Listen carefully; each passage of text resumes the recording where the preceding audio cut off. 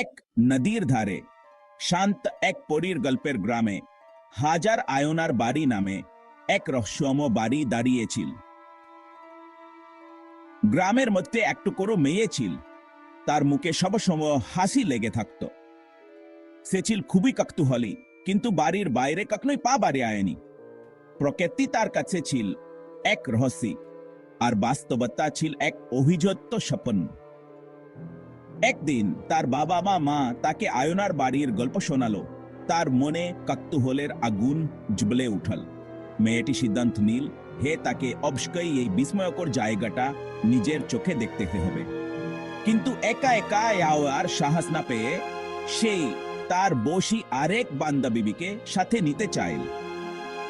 আয়নার বাড়ির বিশাল প্রবেশদ্বারের সামনে দাঁড়িয়ে প্রথম মেয়েটি ভেতরে চুকতে উদ্গ্রীব হয়ে উঠল। সে তার বান্ধবীকে প্রতিশ্রুতি দিল, সে প্রথমে ভেতরে আবে, তারপর ফিরে এসে তার অভিজ্ঞতা শেয়ার করবে। Break time hi. গভীর নিঃশ্বাস নিয়ে সে ভেতরে পা বাড়াল। প্রবেশ করার সাথে সাথেই তার মুখ আনন্দে উজ্জ্বল হয়ে উঠল। দেয়ালে ঝুলন্ত নানা রঙের উজ্জ্বল কারুকাজ দেখে সে বিস্মিত হয়ে গেল। ধীরে ধীরে সে বাড়ির আরো ভেতরে এগিয়ে গেল, যতক্ষণ না সে হাজার আয়নার ঘরে পৌঁছাল। ব্রেক টাইম বিস্ময়ে তার চোখ কপালে উঠে গেল। সে নিজেকে হাজার হাজার প্রতিচ্ছবি দ্বারা বেষ্টিত দেখতে পেল। সবগুলো প্রতিচ্ছবি তার দিকে ফিরে হাসছে।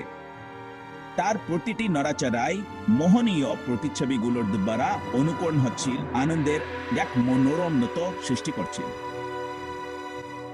আনন্দে মাতোয়ারা হয়ে সে ঘর থেকে বেরিয়ে এলো। তার হৃদয় বিস্ময়ে ভরে উঠল। উত্তেজনার সাথে সে তার বান্ধবীকে বলল, আমি এর আগে কখনোই এত সুন্দর জায়গা দেখিনি। ওতবার সুযোগ পাপ, আমি এখন থেকে এই জায়গায় আসব। তার বান্ধবীর উৎসাহে উদ্বুদ্ধ হয়ে দ্বিতীয় মেয়েটি কিছুটা ভয় নিয়ে বাড়িতে চুকল। সতর্কতার সাথে সে হাজার আয়নার ঘরে পৌঁছাল। তার মন আশঙ্কায় ভরে গিয়েছিল।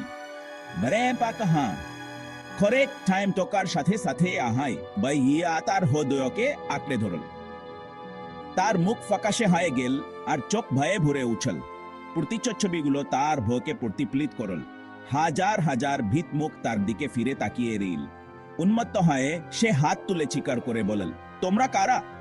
তাৎক্ষণিকভাবে হাজার হাজার হাত উঠল এবং হাজার হাজার কণ্ঠ তার কথাগুলো প্রতিধ্বনিত করল। ভয়ে কাতর হয়ে সে বাড়ি থেকে ছুটে বেরিয়ে এলো। তার হৃদয় দাপা দাপ করছিল। সে তার বান্ধবীর দিকে ঘুরে বল, তাড়াতাড়ি বাড়ি চল, এটা খুবই খারাপ জায়গা। আমি আর কখনোই এই জায়গায় আসব না। এবং এভাবে হাজার আয়নার বাড়ির গল্প গ্রামের সর্বত্র ছড়িয়ে পড়ল। কিভাবে আমাদের উপলব্ধি আমাদের বাস্তবতাকে রূপ দেয় তার একটি প্রমাণ হিসেবে। মনে রাখবেন, যদি আপনি এই গল্পটি উপভোগ করে থাকেন তাহলে লাইক, শেয়ার এবং আরো মনোমুগ্ধকর গল্পের জন্য চ্যানেলটি সাবস্ক্রাইব করতে ভুলবেন না। দেখার জন্য আপনাকে ধন্যবাদ।